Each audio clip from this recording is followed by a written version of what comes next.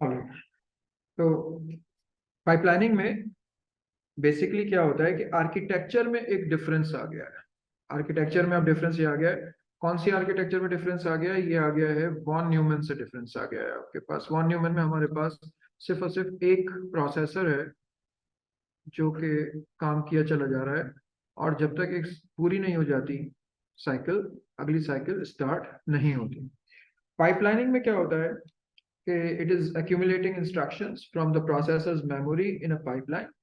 क्या मतलब होता है इसका भी 2 मिनट में डिस्कस करते हैं। This allows storing and processing instructions in an orderly process. In it instructions are overlapped during the execution, fetch, decode and execute and then again। अच्छा, अब देखें फॉर एग्जांपल आपके पास यहाँ पर एक प्रोग्राम है which is in the final form, जो कि आप बाइनरी में कंप्यूटर को पहुंचाते हैं, which computer understands directly। अब इसमें हमने क्या किया है कि हमने जो इंस्ट्रक्शंस हैं आपको दिखाने के लिए इसको हमने असेंबली लैंग्वेज में लिखा है। ये जंप इंस्ट्रक्शन क्या करेगी कि जब हम एज प्रोसेसर इसको एग्जीक्यूट करते हुए आएंगे तो जैसे इंस्ट्रक्शन नंबर 4 एग्जीक्यूट होगी तो ये जंप करके कहाँ पे आ जाएगी? एंड पे। और फिर यहाँ पे ये 5 और 6 स्किप होगी। ठीक है। लेकिन अगर आप उसको दूसरे तरीके से देखें तो regardless of what is written, एक आइडिया ये होता है कि जितनी भी इंस्ट्रक्शंस हैं, क्योंकि हर एक इंस्ट्रक्शन 3 साइकिल्स में, यानी कि फैच के लिए एक साइकिल, डिकोड के लिए एक साइकिल और एग्जीक्यूट के लिए क्लॉक साइकिल इस्तेमाल होती है, एग्जीक्यूट होती है। तो एक जनरली अगर आपसे पूछा जाएगा कि how many clock cycles will be used to fetch, decode and execute as in process करने के लिए इस पूरे प्रोग्राम को कितनी क्लॉक साइकिल इस्तेमाल होंगी, तो आप लिखेंगे 7 इंटू 3 21 क्लॉक साइकिल्स। जी पूछिए।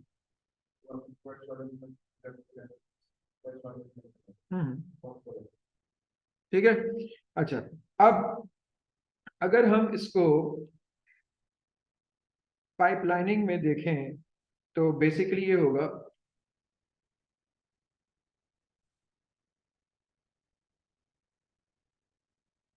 पाइपलाइनिंग में अगर आप देखें तो इस तरह होता है कि प्रोसेसर के अंदर अब आर्किटेक्चर को इस तरह चेंज किया गया है कि बेसिकली उसके अंदर वेट करने की जरूरत नहीं पड़ती जब तक कि पूरा फैच एग्जीक्यूट और फैच डिकोड और एग्जीक्यूट नहीं हो जाए। रादर माइक्रो प्रोसेसर को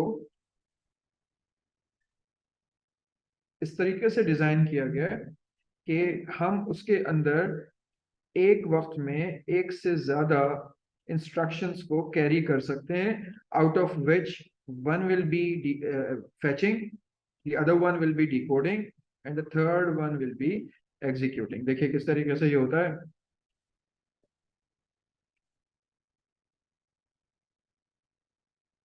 अब processor is no more fetch, decode, execute for every instruction। it is like पहले fetch करें इंस्ट्रक्शन को, इंस्ट्रक्शन नंबर 1 फैच हो रही है। अच्छा, ये क्लॉक साइकिल्स हैं 1 2 3 4 5 6 7 8, और इसके अंदर हमारे पास एक पूरा different separate independent unit decode कर रहा है, और इसके बाद हमारे पास एक थर्ड इंडिपेंडेंट यूनिट एग्जीक्यूट कर रहा है। तो एक क्लॉक साइकिल में, एक क्लॉक साइकिल में फैच हुआ, दूसरे क्लॉक साइकिल में ये डिकोड हो रहा है, लेकिन इसके साथ साथ पैरेलल में दूसरी इंस्ट्रक्शन फैच हो रही है। थर्ड क्लॉक साइकिल में ये एग्जीक्यूट हो रहा है, दूसरी इंस्ट्रक्शन डिकोड हो रही है और थर्ड इंस्ट्रक्शन फैच हो रही है। और जब ये इंस्ट्रक्शन नंबर 1 एग्जीक्यूट होगी तो it will make use of data, it will make use of data. ठीक है, because at the time of execution इसको डाटा की जरूरत होगी। इसका मतलब क्या हुआ? Multiple instruction, single data. एक से ज्यादा instructions are in the process and they are being orderly processed, only the instruction which is executing requires the data to get executed properly।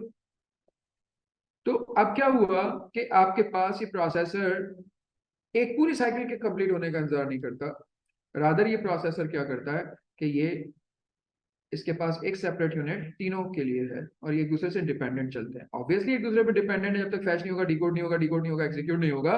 लेकिन आप देखें इस वक्त 3 इंस्ट्रक्शन सिस्टम में इंस्टेड ऑफ 1।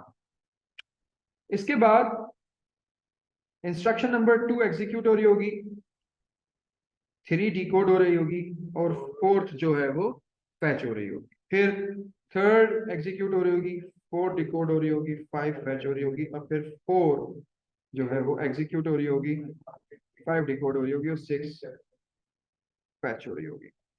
अच्छा, अब पहले हम इसको प्रॉपर से डिस्कस करें। होता क्या है कि ये जो एक एक लाइन है एक क्लॉक साइकिल के ऊपर, this is suppose to be a pipeline. Pipeline means कि आपके पास एक पाइपलाइन है, ठीक है, उसमें 3 पार्ट्स हैं। ये फैच पार्ट है, ये डिकोड पार्ट है और ये एग्जीक्यूट पार्ट है। एक इंस्ट्रक्शन पहले फैच होती है, फिर वो डिकोड होती है तो दूसरी फैच होती है, फिर वो एग्जीक्यूट होती है तो दूसरी डिकोड होती है और तीसरी फैच होती है। और ये इंस्ट्रक्शन एक के पीछे एक आके और आगे आगे चलती रहती हैं। This is sort of log. ये मैंने इसका लॉग बनाया है क्योंकि फर्स्ट साइकिल में तो इनमें कुछ भी नहीं होगा, फर्स्ट इंस्ट्रक्शन फैच हो रही होगी, फिर दूसरी साइकिल में ये आगे बढ़ गई, फिर तीसरी साइकिल में ये और आगे बढ़ के एग्जीक्यूट हो गई, अब ये बाहर निकल जाएगी। तो this is sort of pipeline Q, ठीक है। तो यहां से इंस्ट्रक्शन आती जाएंगे और ये बाहर निकलता चला जाएगा। प्रॉब्लम कब होगी? अब ये जंप इंस्ट्रक्शन है, this jump instruction requires this program to jump to instruction number 7 and do not execute 5 and 6. But if you see कि हमारे पास पाइपलाइनिंग का कॉमन स्ट्रक्चर और मेथड क्या है, वो ये है कि जब ये 4 चलेगा, 3 होगा तो 4 चलेगा, 4 होगा तो 5 चलेगा, 5 होगा तो फिर 6 चलेगा। यानी कि आपके पास जब ये 4th इंस्ट्रक्शन एग्जीक्यूट होगी तो 5 डिकोड और 6 फैच हो रही होगी। जैसे ही एग्जीक्यूट होकर खत्म होगी तो अगली क्लॉक साइकिल में 5 एग्जीक्यूट हो रही होगी। हम तो ये नहीं चाहते। तो there is a term called flush. तो what we need to do, we need to flush the pipeline. Flush करने से क्या होगा, जैसे ही इंस्ट्रक्शन एग्जीक्यूट होगी और इसमें जंप है तो ये पाइपलाइन क्या होगी, फ्लश हो जाएगी। एज इन ये पाइपलाइन खाली हो जाएगी, इसको पीछे से हमने फ्लश कर दिया। सिचुएशन क्या थी? सिचुएशन ये थी कि आपके पास यहां पे 4 इंस्ट्रक्शन एग्जीक्यूट हो रही है, 5 डिकोड हो रही है और 6 फैच हो रही है। अब ये 4 में क्या लिखा हुआ है? 4 में लिखा हुआ है जंप, तो पीछे तो 5 6 है, इन्होंने आगे बढ़ना है।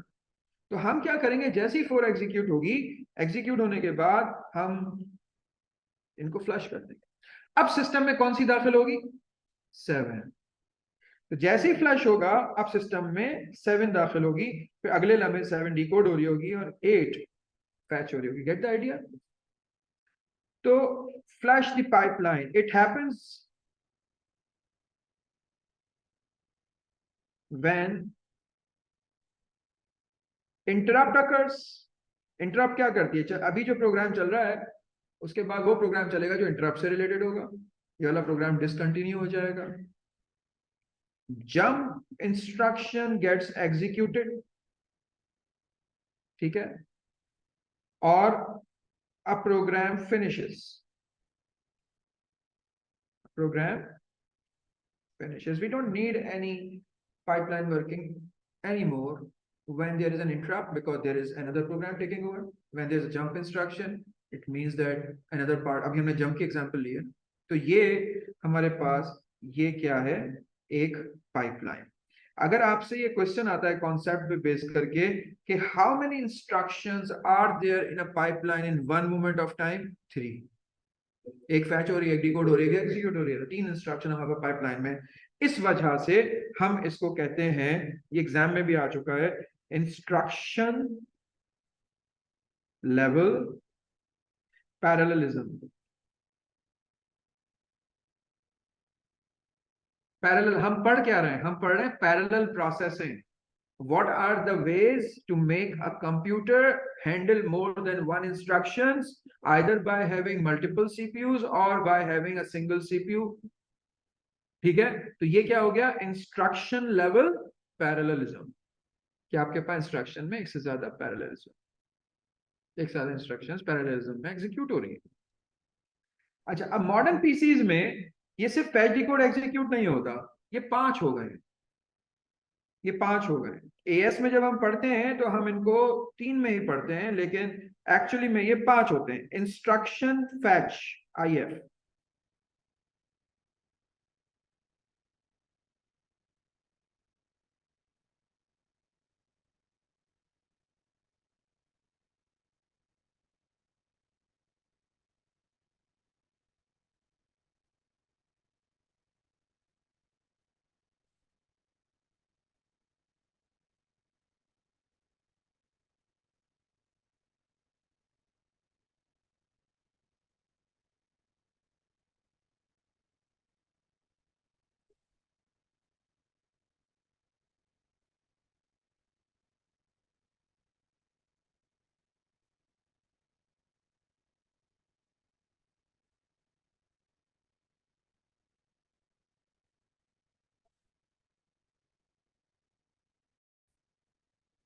राइट।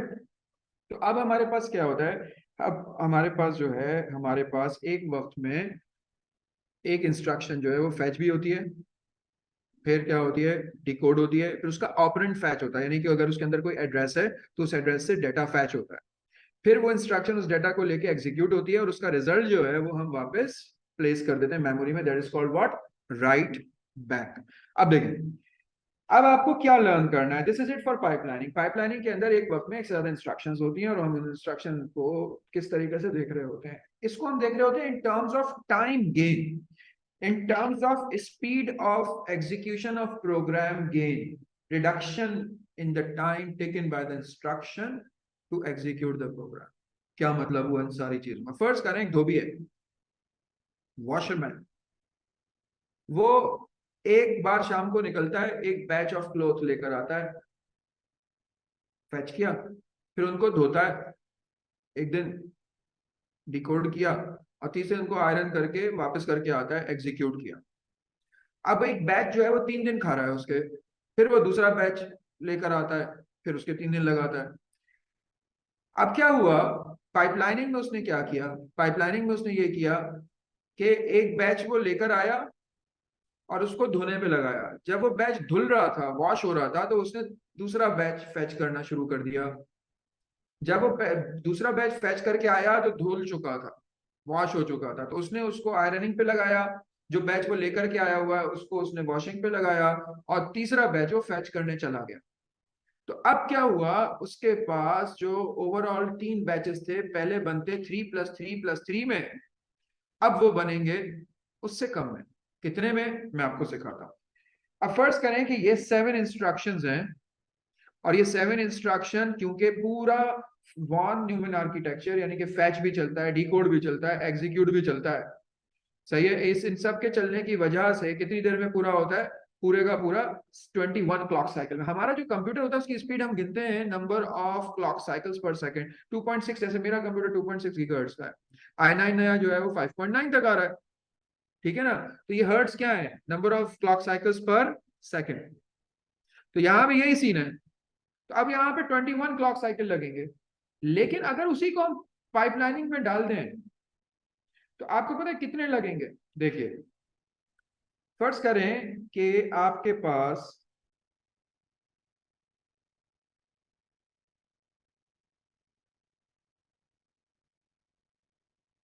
ये जो है एक क्लॉक साइकिल, दूसरी क्लॉक साइकिल, तीसरी क्लॉक साइकिल, चौथी क्लॉक साइकिल, पांचवी क्लॉक साइकिल, छठी clock cycle, seventh, eighth, and 9। तो ये क्लॉक साइकिल हो गई, first, second, third, fourth, fifth, six, seven, eight and 9। ये हो गया फैच। फिर आपके पास हो गया दूसरा, फैच के बाद डिकोड, और तीसरा हो गया एग्जीक्यूट। फर्स्ट इंस्ट्रक्शन आई, दूसरी क्लॉक साइकिल में डिकोड हुई और तीसरी क्लॉक साइकिल में एग्जीक्यूट हो गई। Second, third, fourth, fifth, sixth and seventh. तो 7 कितनी देर में हो गई, कितनी क्लॉक साइकिल में हो गई, 9 में। तो 3 जॉब्स कितनी क्लॉक साइकिल में हो गई, 5 में। तो अगर वॉशरमैन को पहले लग रहे थे 9 दिन, तो अब कितने दिनों में वही काम कर रहा है, 5 दिन में। 4 गेन कर लिए ना। तो पहले हमें 7 इंस्ट्रक्शंस को डिकोड करने में लग रही थी 21 क्लॉक साइकिल्स, अब कितनी लग रही है, 9। कितना गेन कर लिया आपने, आपने बहुत सारा गेन कर लिया। तो आप देखिए कितना स्पीड में फर्क आ गया। For every 21 cycles you have gain 9 से 19 और 19 से अनदर 8, यानी कि 18 क्लॉक साइकिल आपने गेन कर ली। You get it. तो इस तरीके से हम इसको काउंट करते हैं। ये आपसे क्वेश्चन पूछा जाएगा कि अगर वॉन न्यूमन आर्किटेक्चर है तो कितने क्लॉक साइकिल लगेंगे, और अगर पाइपलाइनिंग है तो कितने क्लॉक साइकिल लगेंगे। This is a very common question. अच्छा, अब आप देखिए, अब क्योंकि पाइपलाइनिंग तो इस तरीके से होती है ना, पाइपलाइनिंग तो इस तरीके से होती है, तो इसको हम कैसे करेंगे। अब आप देखें, अगर 7 इंस्ट्रक्शंस हैं, 7 इंस्ट्रक्शंस in the program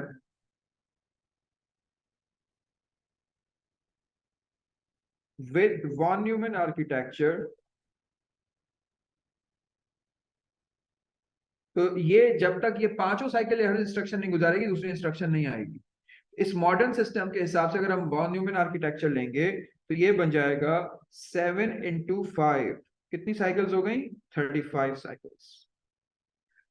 अगर ये होगी पाइपलाइनिंग, ठीक है। अच्छा, अब आप यहाँ पे गौर करें, यहाँ पे कितनी इंस्ट्रक्शंस थी आपके पास, 7। तो कितनी हुई है, 9। तो अगर आप सिर्फ वॉन न्यूमन आर्किटेक्चर में फेच डिकोड एग्जीक्यूट देखें ना, तो ये होगा नंबर ऑफ इंस्ट्रक्शन प्लस 2। ठीक है, इसको हम क्या बोलेंगे, number of instructions plus 2 is equal to n cycles, जो आपको चाहिए। यहां पे क्या होता है, यहां पे होता है विद पाइपलाइनिंग। अच्छा, पाइपलाइनिंग वॉन न्यूमन आर्किटेक्चर नहीं है, pipelining is a different architecture. ठीक है, with pipelining it is number of instructions plus 4, 11 cycles. Total जितने भी पाइपलाइनिंग में स्टेप्स है ना, उनमें से आप यहां पर एक निकाल दिया, वहां पे भी आपने एक निकाल दिया। अब देखें इसको किस तरीके से आप देखेंगे। इसको आप इस तरीके से देखेंगे कि आपके पास 7 इंस्ट्रक्शंस हैं, ठीक है। आपके पास जो है वो instruction fetch, instruction decode, operand fetch, instruction execute और राइट बैक है। पहली इंस्ट्रक्शन आई, ठीक है, ये पहली साइकिल है। ये इंस्ट्रक्शन डिकोड हुई, तो दूसरी इंस्ट्रक्शन जो है वो आना शुरू हो गई। ये दूसरी क्या है, क्लॉक साइकिल। फिर ये इंस्ट्रक्शन, इसका ऑपरेंड फैच हो रहा है, तो दूसरी वाली जो है वो क्या हो रही है, डिकोड। तो तीसरी वाली क्या हो रही है, फैच। ये कौन सी पाइपलाइनिंग हो गई, सॉरी साइकिल हो गई, थर्ड, 1 2 3।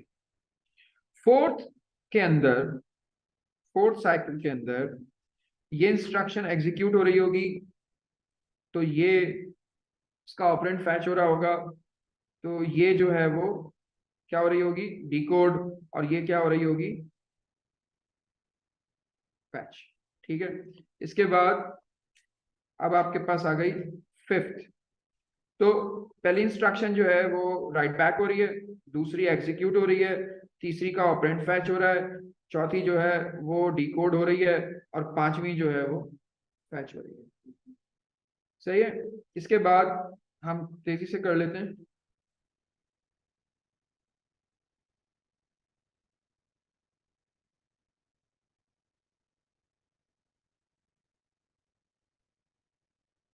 7 इंस्ट्रक्शंस हैं आपके पास, 6 7 8 9 10 11। देखिए सही है, यहाँ पे आपके पास जो है वो इंस्ट्रक्शन 2 हो गई, 3 हो गई, 4 हो गई, 5 हो गई, 6, और यहाँ पे आपके पास 7। तो कितनी साइकिल्स लगी? 11। तो ये हमारे पास क्लॉक साइकिल्स है। तो इसका फॉर्मूला सिंपल सा ये, नंबर ऑफ इंस्ट्रक्शंस प्लस 4। और अगर आपका सिर्फ वॉन न्यूमन आर्किटेक्चर है तो नंबर ऑफ इंस्ट्रक्शंस प्लस 2। मतलब जितने स्टेप्स है ना इंस्ट्रक्शन लेवल पैरेललिज्म के, यहाँ पे भी -1 होगा और यहाँ पे भी -1 होगा। तो आप उसको पहले से अंदाजा लगा सकते हैं। अगर they want a chart of it तो आप चार्ट बनाएं, नहीं तो आप ऐसे बताएं। अब वो आपसे ये पूछेंगे कितनी इंस्ट्रक्शन बच गई, तो वो अगर आप बताएंगे कि भाई 35 - 11 24 बच गई। जो पहले काम हम 35 साइकिल्स में कर रहे थे अब हम 11 साइकिल्स में कर रहे हैं। तो पाइपलाइनिंग का ये फायदा है। अच्छा, अब पाइपलाइनिंग के कुछ इश्यूज भी हैं। ठीक है, पाइपलाइनिंग के इश्यूज ये हैं कि अगर फर्ज करें एक से ज्यादा भी पाइपलाइन होती है सिस्टम। देखिए मैं आपको दिखाऊं, अगर मेरा जो पीसी है इसके अंदर आपके पास जो है वो परफॉर्मेंस में आप देखें यहाँ पे कहीं ना कहीं पाइपलाइंस वगैरह मेंशन होगी। पाइपलाइंस में मेंशन है? नहीं है।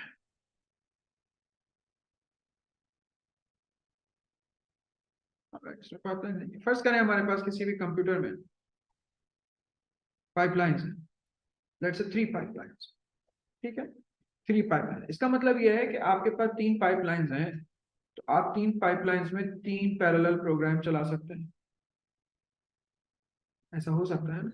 ठीक है, फर्स्ट करें पहली पाइपलाइन में आपके पास एक कॉम्प्लेक्स कमांड चल रही है।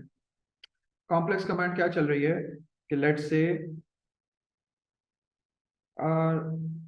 आप रजिस्टर 3 के अंदर रजिस्टर 2 और रजिस्टर 1 का डाटा ऐड कर रहे हैं। ये स्टैंडर्ड है। इसमें मतलब ये है कि ऐड करो रजिस्टर 2 और रजिस्टर 1 और उसका रिजल्ट किसमें रख दो? रजिस्टर 3। दूसरी कमांड जो है वो चल रही है कि ऐड करो रजिस्टर 5 में रजिस्टर 3 और रजिस्टर 4। तीसरी इंस्ट्रक्शन ये है कि ऐड करो रजिस्टर 10 में रजिस्टर 9 के डाटा को और रजिस्टर 8 के डाटा को। अब ये तीनों अलग अलग पाइपलाइन में पड़े हुए हैं। अब हो क्या रहा है? पैरेलल प्रोसेसिंग हो रही है। ठीक है, यानी कि हम इस वाली इंस्ट्रक्शन को इस पाइपलाइन में एग्जीक्यूट कर सकते हैं, इस वाली इंस्ट्रक्शन को इस पाइपलाइन में, इस वाली इंस्ट्रक्शन को इस पाइपलाइन में, और हम इसको कॉनकरेंटली कर सकते हैं, यानी कि इन पैरेलल। तो ये वाली और ये वाली तो हो जाएगी, ये नहीं होगी। क्यों? उसका रीजन ये है कि आप देखें कि जिस वक्त R1 और R2 ऐड हो रहे होंगे तो इनको अपने स्टेप्स चाहिए ना पूरे करने के लिए। तो R4, अगर आप R3 ऐड करेंगे तो R1 R2 के पैरेलल ही ये R4 और R3 जो है वो भी ऐड हो रहा होगा अपनी अपनी पाइपलाइन में, लेकिन R3 में डाटा नहीं होगा। क्योंकि जब तक R1 और R2 कंप्लीट होके खत्म होके अपना डाटा R3 में नहीं रख देंगे उस वक्त तक R3 और R4 को हम ऐड नहीं कर सकते। You get it? तो पैरेलल नहीं चल सकता। सही है। तो जब आप R1 को पाइपलाइन में लेकर आएंगे ऐड करने के लिए तो यहाँ से R4 आएगा, जब आप R2 को लेके आएंगे तो यहाँ से R3 आएगा। इसी तरीके से उसी पैरेलल में यहाँ पे R8 आएगा और R9 आएगा। तो फर्स्ट और थर्ड तो मजे से चल जाएंगे क्योंकि they are not dependent on each other. लेकिन अगर कोई डाटा इंस्ट्रक्शन अपनी से प्रीवियस इंस्ट्रक्शन पे डिपेंडेंट है तो उसको हम पैरेलल पाइपलाइन में नहीं चला सकते। आगे बात समझ में? तो this is one of the example. बाकी जब हम पास पेपर सॉल्व करेंगे towards the end of the topic उस वक्त देखेंगे इसको। आगे बात समझ में? तो ये हम पढ़ रहे थे pipelining with multiple instruction single data, कि आपके पास प्रोसेसर में मल्टीपल इंस्ट्रक्शंस हैं और सिंगल डेटा है, लेकिन पाइपलाइनिंग को अलग से पढ़ा जाता है। पाइपलाइनिंग को इसके साथ एक्चुअली पढ़ा नहीं जाता, लेकिन हमने इसको मर्ज किया क्योंकि nature of both are same. एक से ज्यादा इंस्ट्रक्शंस यानी कि प्रोग्राम चल रहे हैं और सब एक ही डेटा को यूज कर रहे हैं। ठीक है, अच्छा। मल्टीपल इंस्ट्रक्शन सिंगल डाटा जो है उसकी कोई प्रैक्टिकल इम्प्लीमेंटेशन वैसे उस दिन भी मैंने आपको बताया था इस तरह मौजूद नहीं होती, लेकिन बहरहाल आपके पास जो है वो इसकी ऑप्शन मौजूद है। लेकिन पाइपलाइनिंग में ये सब कुछ हो रहा होता है, लेकिन वो फिजिकल लेवल पे नहीं, वो इंस्ट्रक्शन लेवल पे पैरेललिज्म होता है। अब हमने कितनी आर्किटेक्चर्स पढ़ ली? Single instruction single data one, single instruction multiple data जो हमने जीपीयूज के लिए पढ़ा था, और फिर हमने मल्टीपल इंस्ट्रक्शन सिंगल डाटा जो हमने अभी पढ़ा था। अब हमारे पास आजकल की मॉडर्न आर्किटेक्चर आ रही है जिसको हम क्या बोलते हैं? Multiple instruction multiple data. अच्छा, यहाँ पे मल्टीपल इंस्ट्रक्शन मल्टीपल डाटा जो है फोर्थ है multiple instruction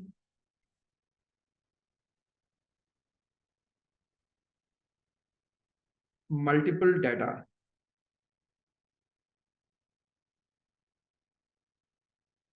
MIMD,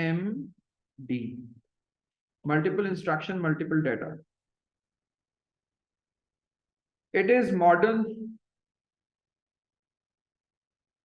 architecture.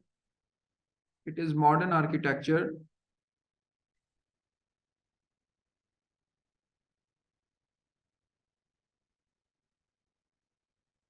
that may process, that rather can process multiple programs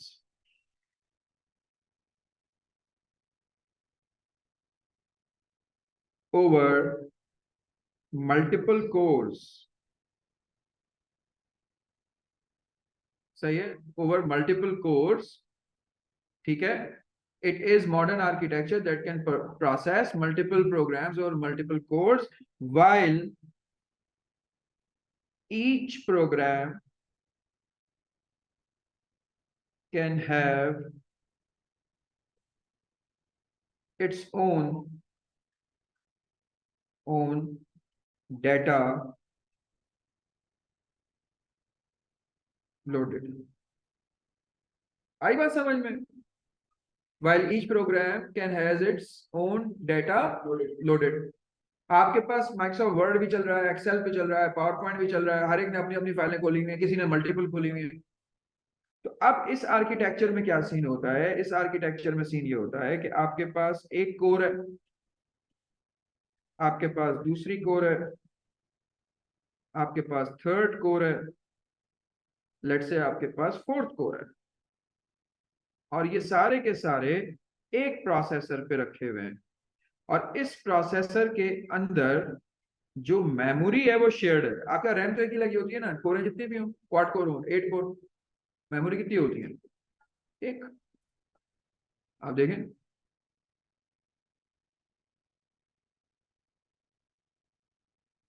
कितनी कोर्स हैं? मेमोरी कितनी है? कितनी है? फिर 16 GB है। ठीक है ना, 16 GB है, ये लिखो। ठीक हो गया? तो इसका मतलब है कि आपके पास कोर 1 है, कोर 2 है, कोर 3 है, कोर 4 है, और मेमोरी, मेन मेमोरी एक ही है। ठीक है, मेन मेमोरी एक ही है। और इन सारी कोर्स के साथ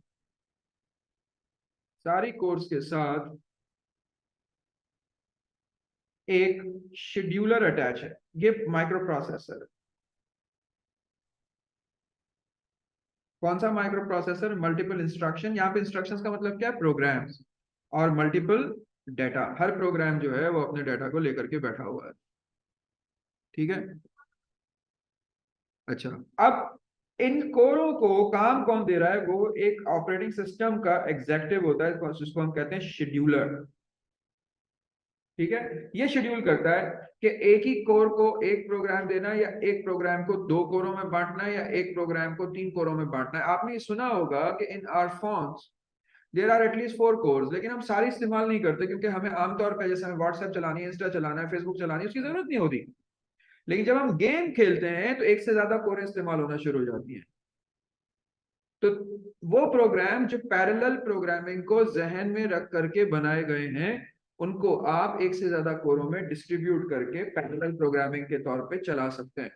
ये हम आपने अगर एएस में प्रोग्रामिंग करी है तो आपको ये अंदाजा होगा कि आप जो है वो एक प्रोग्राम के सब रूटीन्स बनाते हैं, एक प्रोग्राम को आप डिजाइन इस तरह करते हैं कि उसकी पैरेलल प्रोसेसिंग हो सके।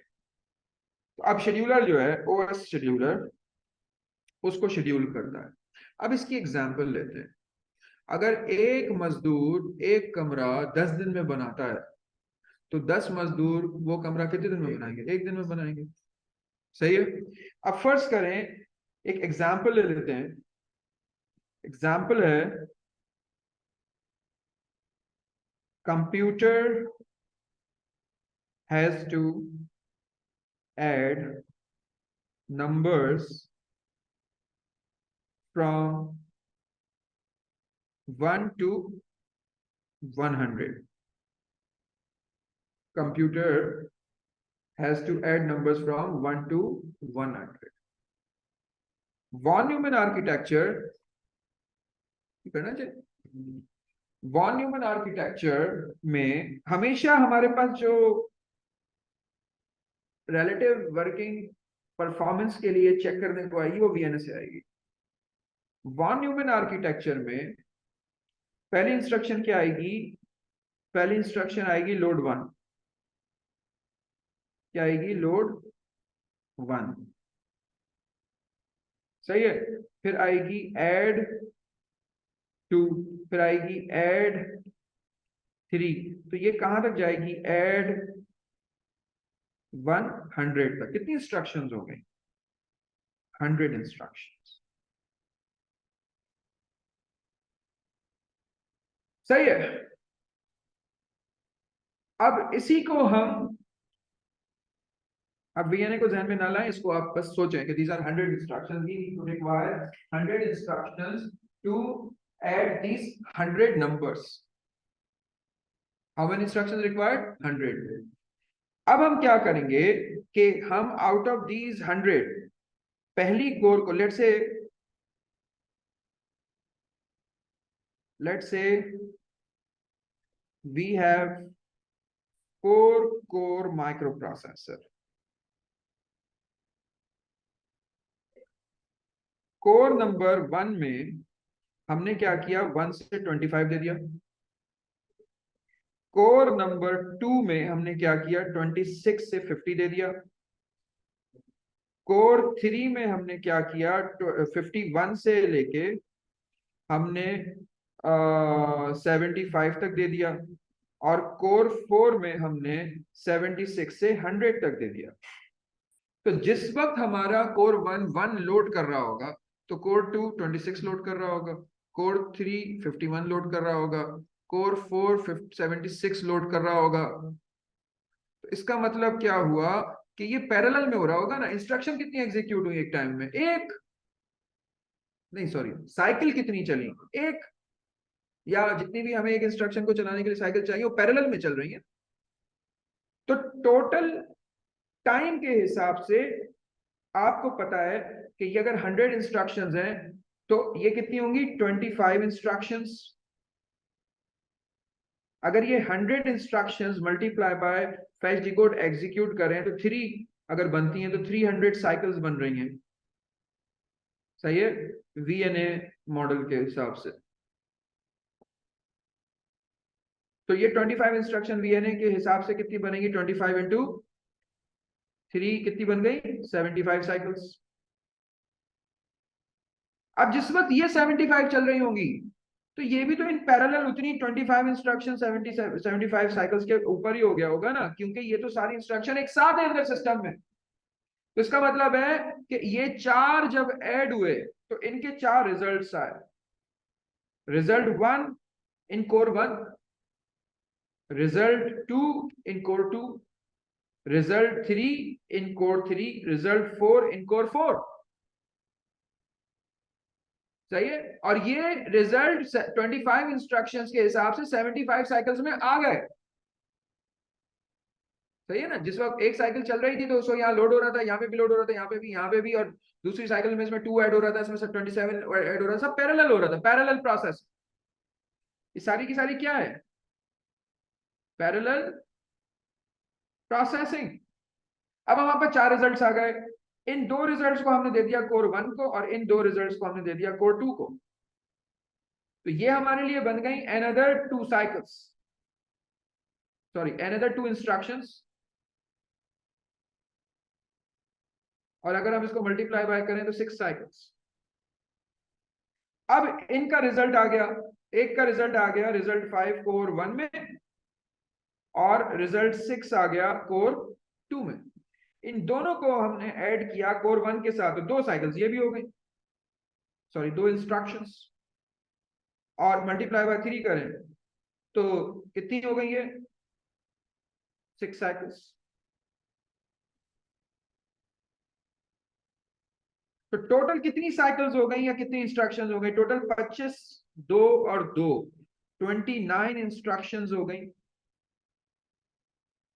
और अगर आप मल्टीप्लाई करें इसको, टोटल इंस्ट्रक्शंस को 3 से, तो आपके पास ये कितने बन गए? 87, है ना। 87 आपके पास क्लॉक साइकिल्स हो गई।